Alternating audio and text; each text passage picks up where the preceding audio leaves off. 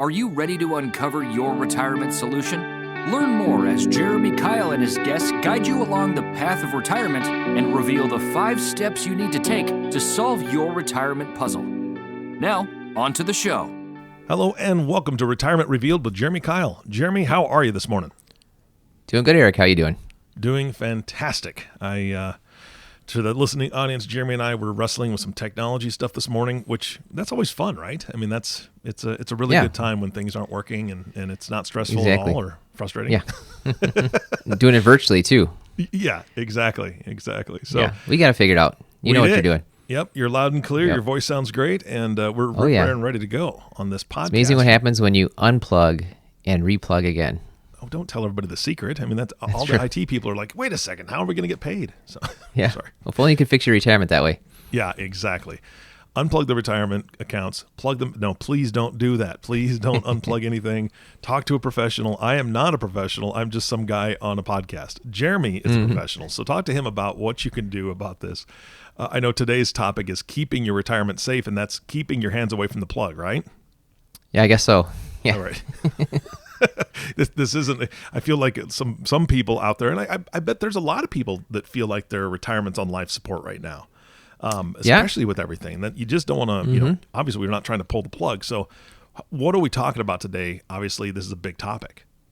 Yeah. Well, it all started. I read a great article. A guy named Harry Margolis. He's a lawyer, and he was writing an article called "The 3 Biggest Risks to Retirement Planning and How to Avoid Them." So I thought we ought to share that with our audience here. And a great article in the Investments and Wealth Monitor. So it's just an interesting magazine I get every couple months from the Investments and Wealth Institute. I get that as part of being a CIMA, Certified Investment Management Analyst. So yeah, it's a good first tip. If you're working with an advisor or interviewing an advisor to work with, ask them, how do you keep up to date? You know, what journals are you reading? What conferences are you going to? You know, did you start 30 years ago and you haven't picked up a book since then? You know, how are you keeping up to date? Because the things change all the time. That's right. We hear Betamax is making a comeback. I mean, no, not really. One day. Exactly. Yeah, and that's just it. You know, I know that you have your finger on the pulse of all the things that are going on in the retirement world and just investing in general. And I know that's also one of the reasons you decided to start this podcast, is to be able to give that knowledge to your listeners. So when it comes to this article, obviously, Harry, and I'm not even going to try his last name at this point because you did a beautiful job of it, but Harry had a lot to say. Where do we start with this? Yeah, and we'll link to that article in the show notes. And what's interesting about his idea about these are the 3 biggest risks. You ask any investor off the street, they'd probably say, well, the stock market dropping. He doesn't even mention that at all. Really? The 3 risks he talks about have nothing to do with stocks and bonds and money in a way where you normally think about it. The 3 that he says are the 3 biggest risks to your retirement are long-term care, so just needing some extra help, and wherever that goes. Protection from scams. There's a lot of scam artists out there, and they sure know how to get a hold of people as they get older. And an interesting one for you is remarriage. Wow, remarriage could be a risk to your retirement. Yeah, well. I think that could be a huge risk, and we'll talk about that in a little bit. But 2 out of those 3, I would never even have guessed would be in that article. So, I mean, long-term care, we've spoken about it before, and I know that we're going to touch on it now. But the other 2, I had no idea. Yeah. So let's dive into it, and we'll start with the one that he started with first, which is long-term care costs. Really, actually, he said long-term care costs. The cost of the care is a big hit to your retirement. And just think about it. We've all got stories. We all know people that needed an assisted living facility, nursing home, Alzheimer's care, all kinds of things there. And you hear it all over the board: $5,000 a month, $10,000 a month, $12,000 a month. You hear these big numbers that I can't imagine too many people being able to sustain that for quite some time. Yeah. Just that outlay going out every single month. So the cost of long-term care is a big risk to your retirement.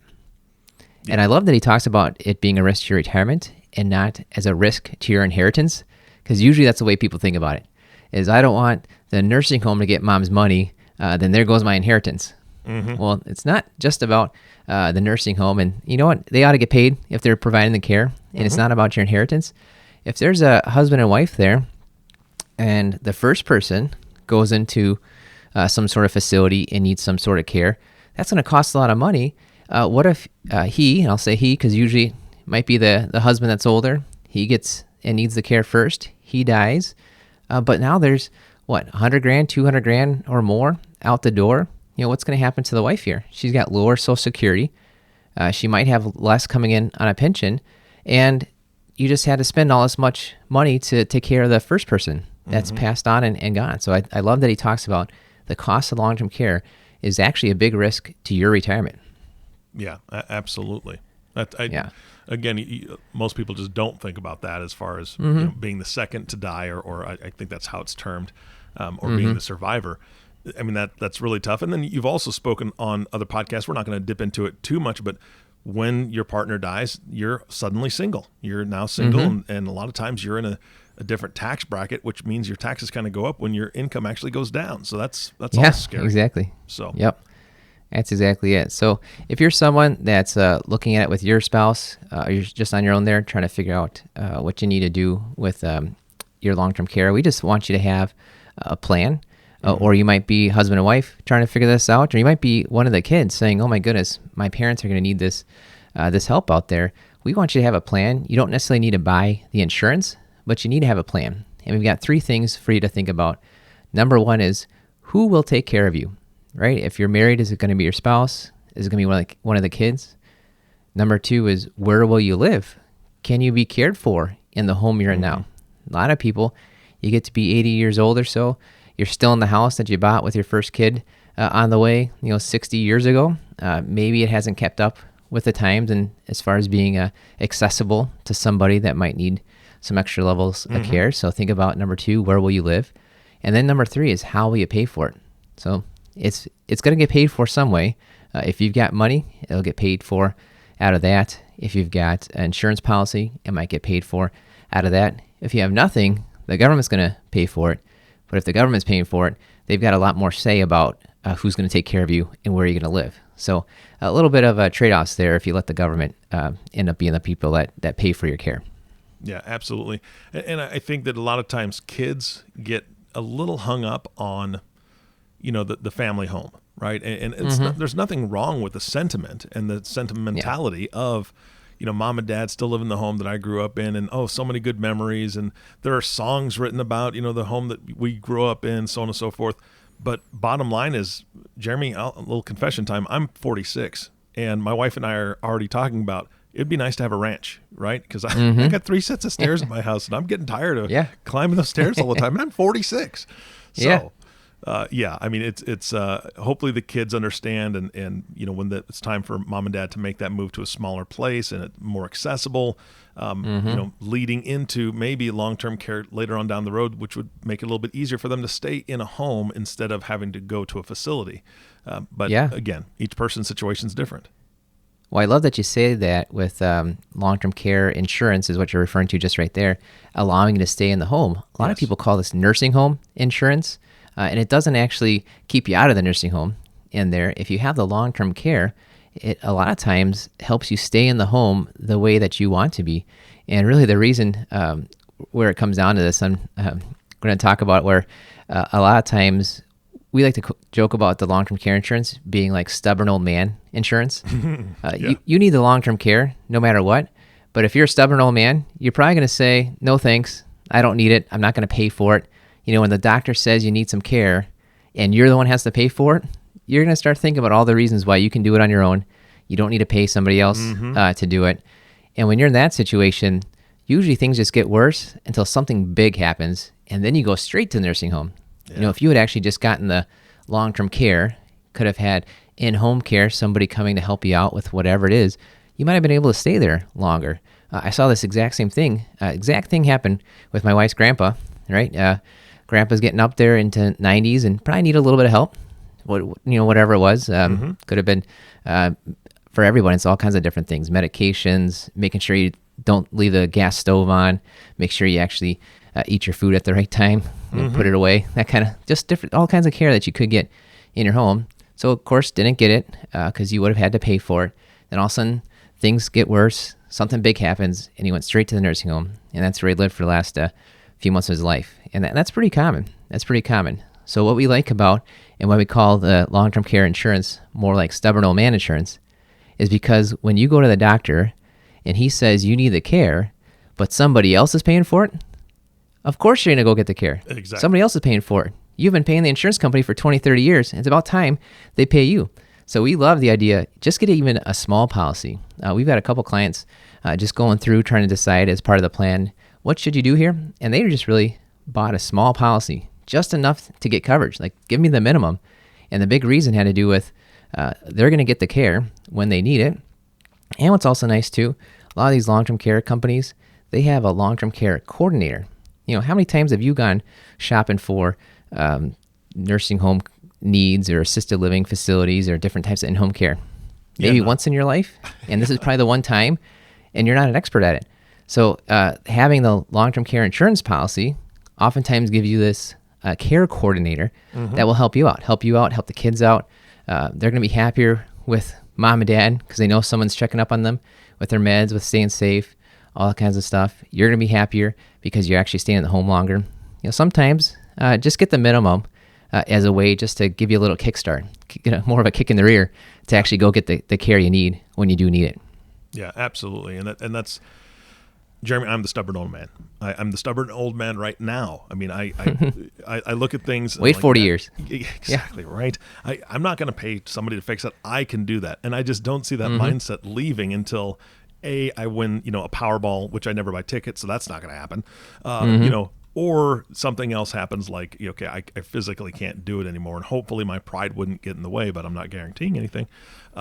It's tough. It's tough to see that kind of decline, and none of us want to face it. But bottom line is, I think the statistic is around 70% of us are going to need long-term care. Yep, and that's exactly it. I've said it before, and the way I make it concrete for myself to know that I need to get long-term care insurance is the fact that my wife and I go out to dinner with another couple. There's 4 of us sitting at the table. 3 of us are probably going to need long-term care, roughly. Yep. And that's well, just 2.8. Not quite a full 3. Yeah, exactly. One of us only needs part-time full care. I don't know. Yeah, there you go. Oh, goodness. Yeah, so we want you to figure out this long-term care, one of the big 3 risks, according to Harry Margolis. I agree with him on this one. I'm right on with that one. I think so. So the idea is, let's get a plan, and that's number 1, who's going to take care of you? Number 2, where will you live? Number 3, how will you pay for it? We don't think you absolutely need to buy insurance. You don't have to buy insurance, but you really ought to have a plan. Although we do recommend just have a little bit, just have something. Maybe you have more of long-term care insurance. Talk to your advisor about what makes the most sense. But our goal here is to help you figure out your plan before you become a stubborn old man. That'd be a big thing. Yeah, that'd be good. Well, let's move on to number 2, protection from scams. A lot of them are identity theft related. That's probably the one you think about, right? Someone takes your credit card info, takes your email and stuff online, and then go out and buy some things on there. But some of them are more like manipulation type of tactics, right? Where they call you up and say that I'm your grandson, I need some help, wire me some money, or I'm a missionary in Africa, I need some help.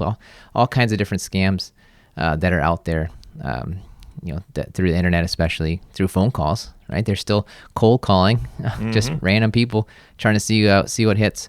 So a couple of suggestions that Harry makes here is get a durable power of attorney, because the thought is that you get a little bit older, maybe you're having trouble taking care of your finances.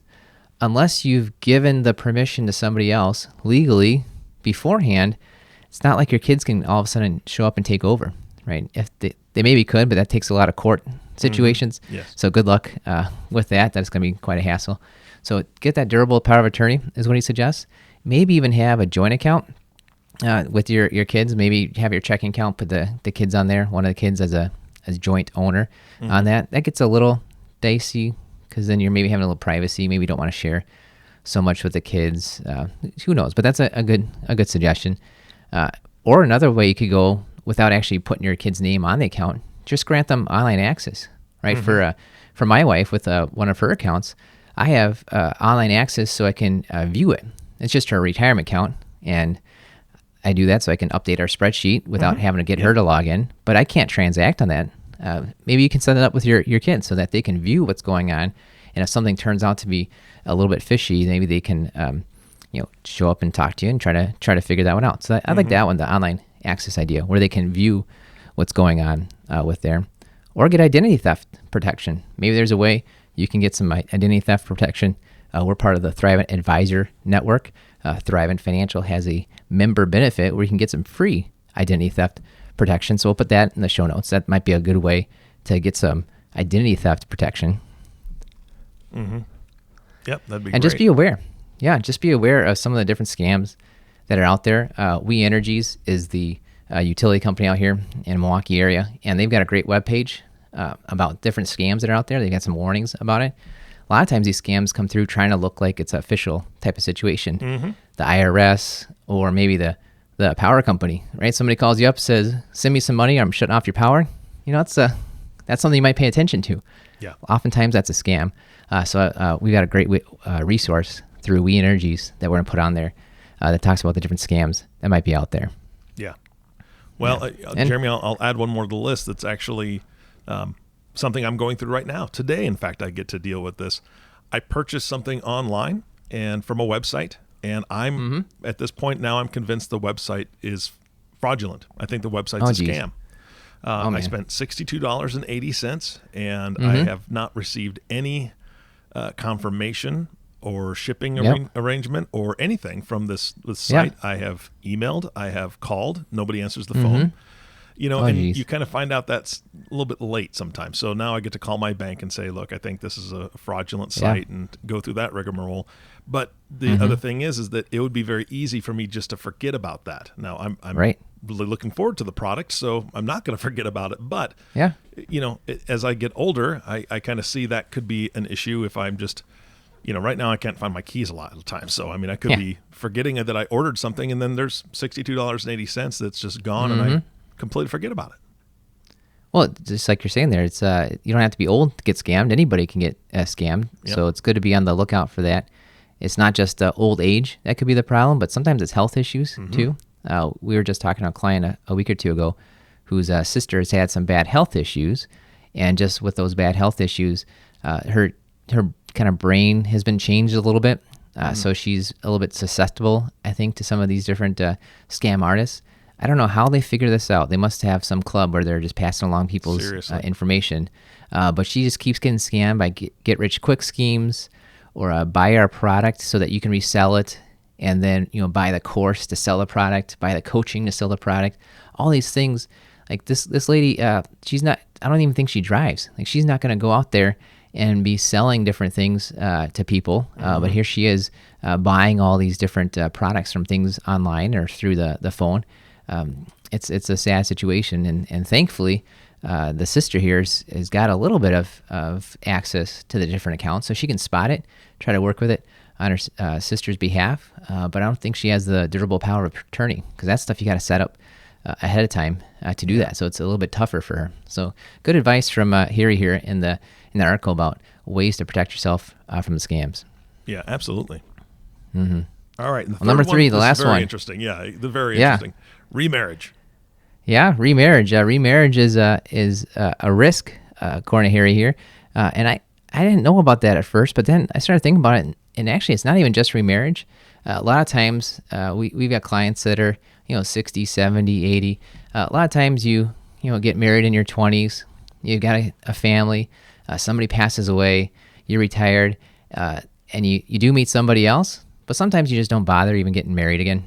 Right? That just seems to be happening more and more. So that type of stuff, that's even a risk, right? And you think, oh, everything's separate. Well, not necessarily, right? What if you have a house together?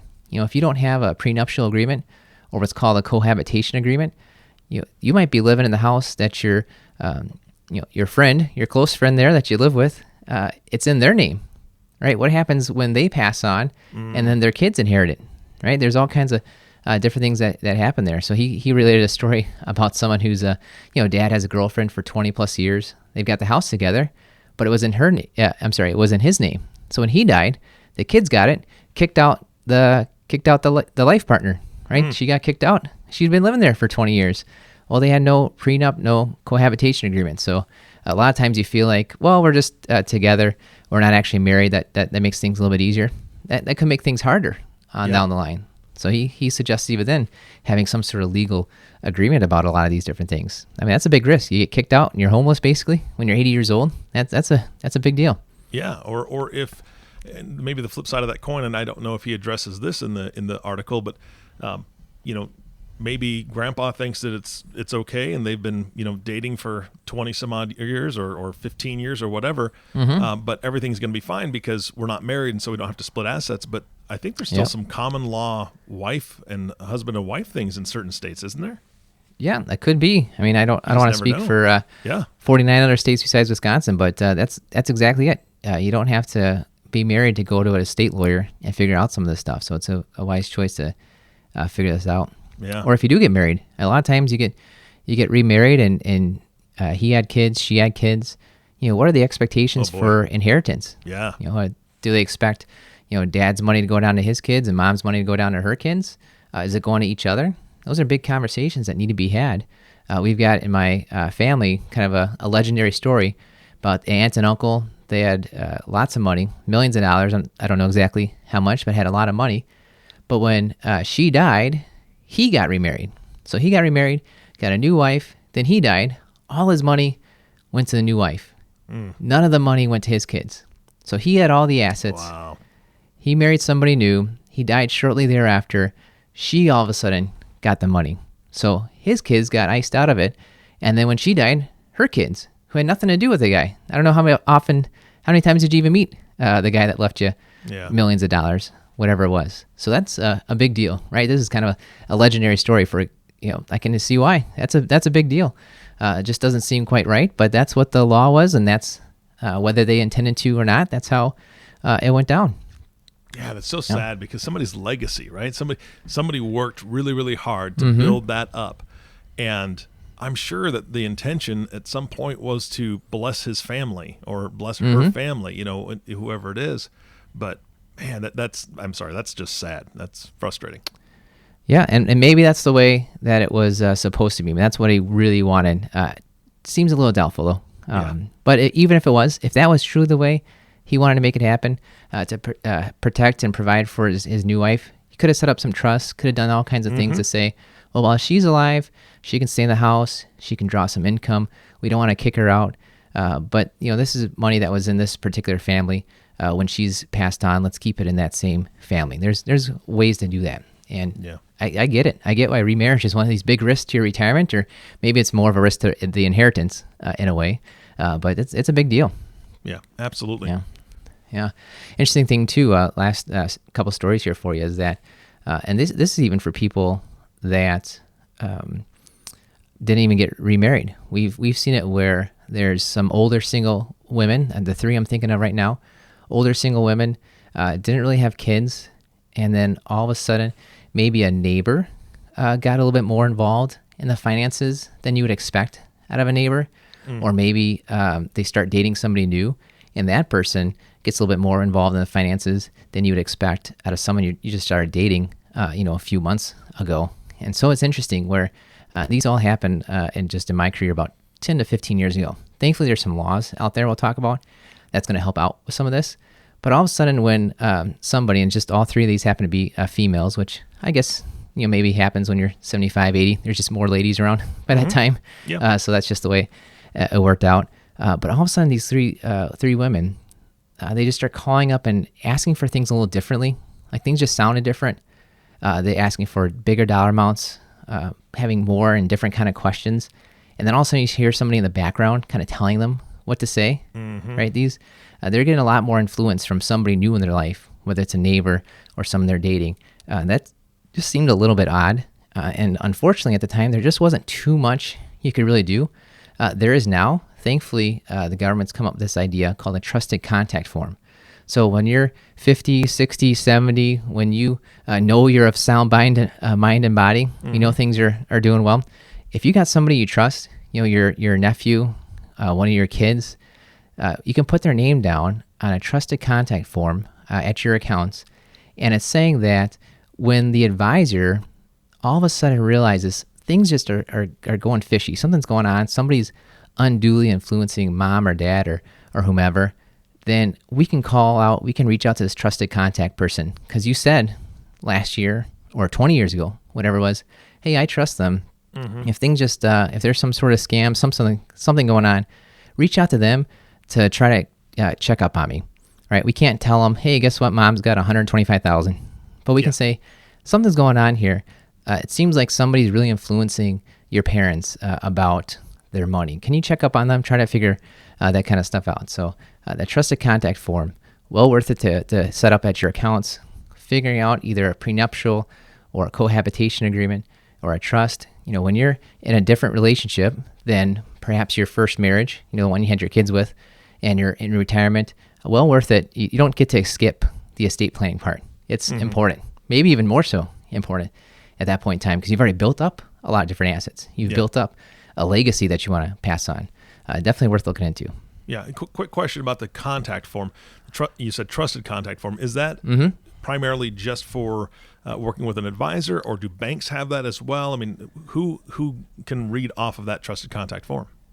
That's a good question. I do not know that one about the banks. I don't know. I know for a fact any investment type of account. So if you got a brokerage account, you got your IRA, 401k, if you got an advisor, that type of stuff, look into that trusted contact form. That's a good one. I'm going to look that one up, and we'll have it kind of an update for you, because we write a blog. I think we could probably kind put of based in the on show this notes one. or the blog. Yeah, absolutely. Yeah.